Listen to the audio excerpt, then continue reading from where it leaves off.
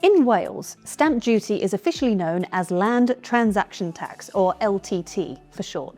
Now, back in 2018, it replaced the stamp duty land tax, which is still used in England. But while the idea behind both is the same, you pay a tax when you buy a property or land over a certain price. The rules, rates, and thresholds are different. Whether you're a first-time buyer or adding to a property portfolio, LTT is something that you need to factor into your plans. So, how does it work in Wales? Well, for starters, there are different bands based on the price of the property. If you're buying for anything up to £225,000, that part is tax-free.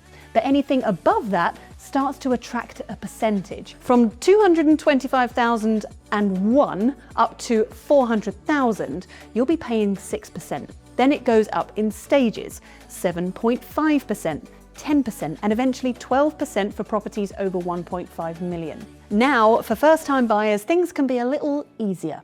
While Wales doesn't have a blanket exemption like England does, there are reliefs and schemes that could apply to your situation. So it's definitely worth exploring those options with your solicitor or financial advisor.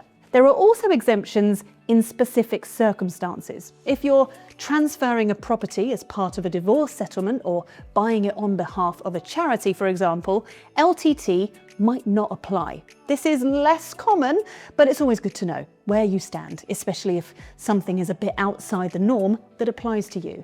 Using an LTT calculator will help give you a clear idea of exactly what you'll owe based on the property value and your situation. And of course, speak to your solicitor. They'll help you work out the details and make sure nothing gets missed.